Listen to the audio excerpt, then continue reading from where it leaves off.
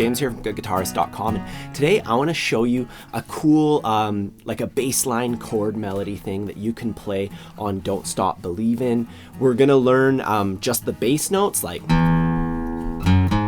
that super famous intro, and then I'm going to show you how to add some chord shapes to it if you are a bit more advanced. So the first half of this, super easy, beginner friendly kind of lesson, and then for those of you looking for more of a challenge, once you've learned that bass line, we're going to add some bar chords and stuff.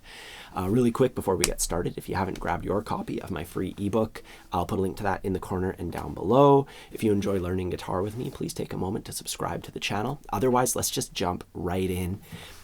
Our bass line starts on the low E string, just the open string. And then we're gonna play the 2nd fret with our index finger and the 4th fret with our ring finger. So it's really important to get your posture together, get your thumb low, get your elbow in, so you can press both of those notes. A good test is to make sure that you can press them at the same time. If you find that's not happening, try doing 2 frets up here somewhere, like 7 and 9, as long as there's 1 fret between them, and just play that and just go lower, maybe, all at once, or maybe spend like a week trying to get lower and lower until you're feeling it. And we go 0, 2, 4, and then the 2nd fret of the A string.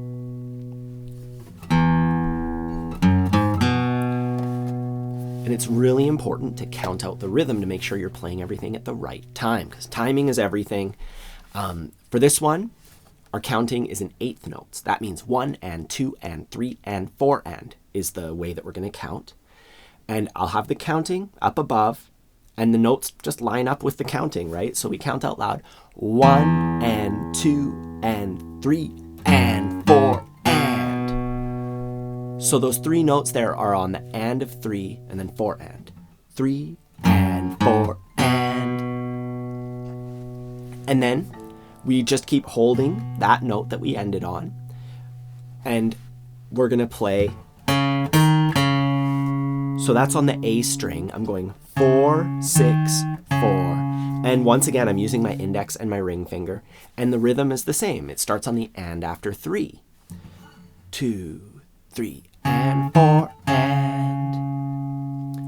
And then we're gonna stay here and do that. So I'm playing the 6th fret with my ring finger, just like before, and then I'm playing the 7th fret, all on the A string, with my pinky, and then I'm gonna put my index finger on the 5th fret of the thickest string. And we'll do almost the same thing, back to the 6th fret of the A string with our ring finger, 7th fret with our pinky, and then we end on the open thickest string. So we're just learning everything in little groups of 3 notes. Let's just recap everything we have so far. 1 and 2 and 3 and 4 and 2 and 3 and 4 and 1 and 2 and 3 and 4 and 1 and 2 3 and 4 and 1 and 2 and 3 and 4 and. So take your time with that. If you want to practice this on your own, unfortunately, I cannot distribute the tabs for this because it's super copyright stuff. But you can just take a look at this, pause the video and write it down. I have some blank tab paper on my website, so you can transcribe this. That'll actually help you remember it a little bit better too, because when we write things down, it helps us remember stuff. Either way, that's the first half of it. The second half is going to be a lot of the same stuff.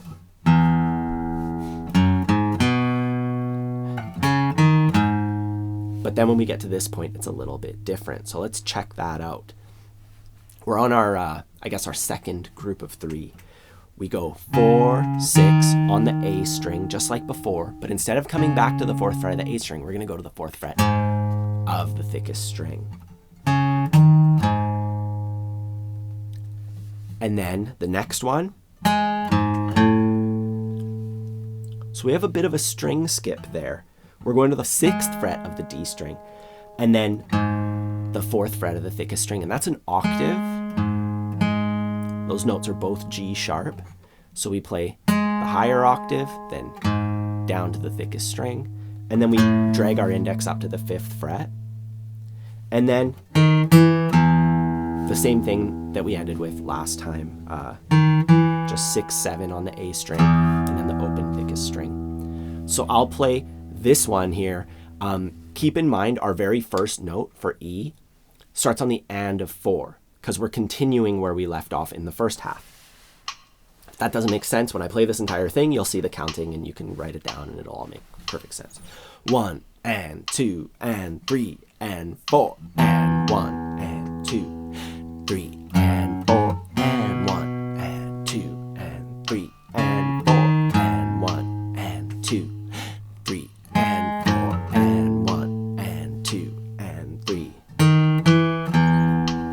Once again, take your time with that half, write it down, count it out, then we can play the entire thing. One thing I'd like to point out is when we first start playing this, like if you're going to play this over and over again like they do in the song, we're going to start on beat 1 with that first note.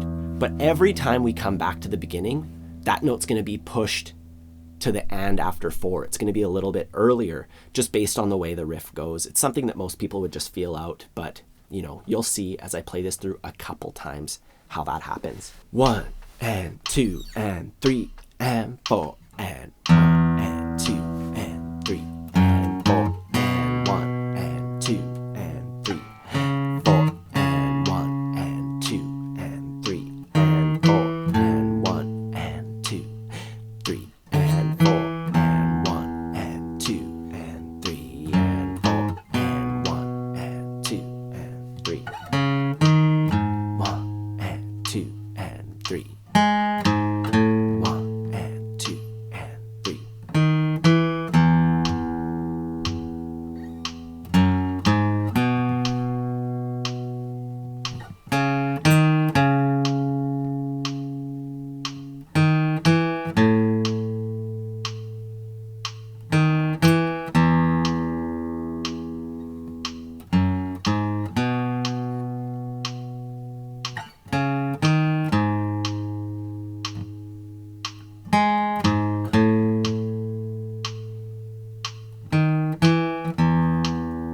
Cool, and you could play it just like that along to the recording.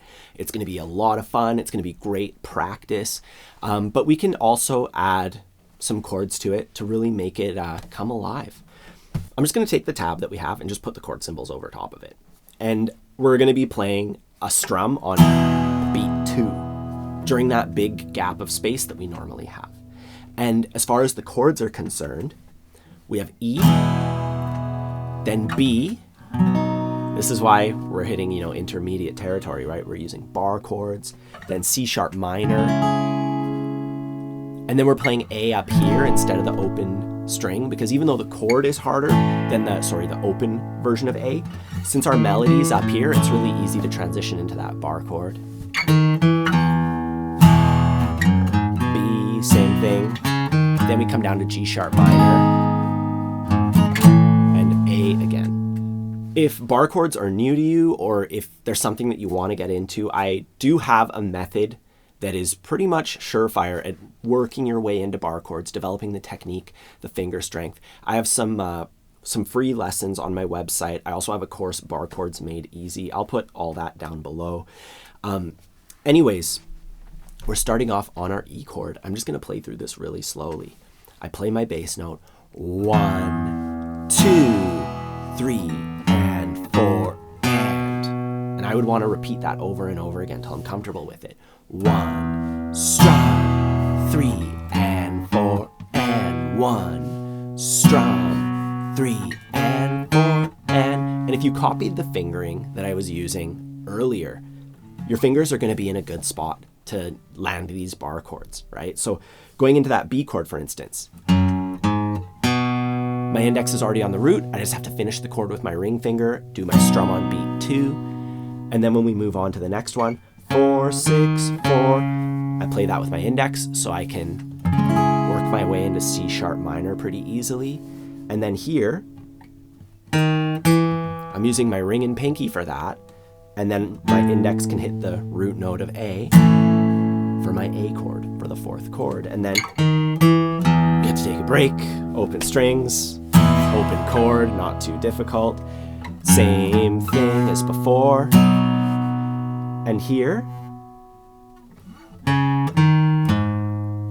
you know, I'm just using my index on the 4th fret, my ring on the 6th fret, just like before, and it lands me into my G sharp minor, no problem.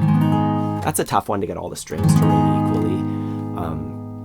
And my pinky's already on the note that I need. So I don't have to like press any extra notes. I'm just holding my G sharp minor chord, and I play the D string, the thickest string, and then I bring my shape up. And it's pretty much the same shape, except I'm adding my middle finger to turn it into a major shape. I play the root note, and then back to normal. So before you even strum it, you might want to just try to play it holding down the shapes. So holding an E chord, holding down a B chord, make your shape, make your shape, make your shape, sharp minor,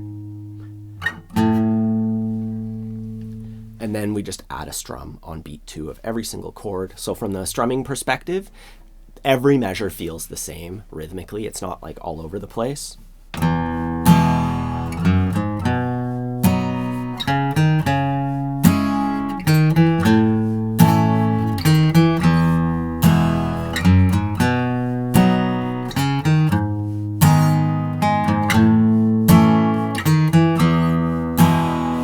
And once you're at that point, the next thing that I would try to do is to add some more stuff. Just feel it out. Add some more strumming, because there is quite a big gap between like,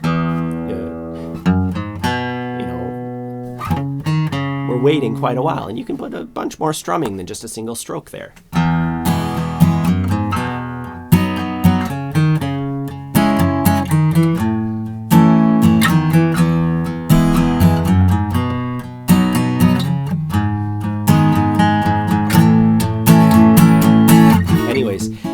That's it for today. If you haven't grabbed your copy of my free ebook, there's a link down below for that. I also have a bunch of courses designed to help you with various aspects of playing guitar, whether you're a beginner looking to solidify your chords and strumming, or if you want to learn how to play lead guitar, the blues. I have a bunch of stuff, so please check that out if you'd like to help support the channel. Otherwise, don't forget to subscribe if you enjoy learning guitar with me. Otherwise, have a fun time practicing, and I'll see you soon.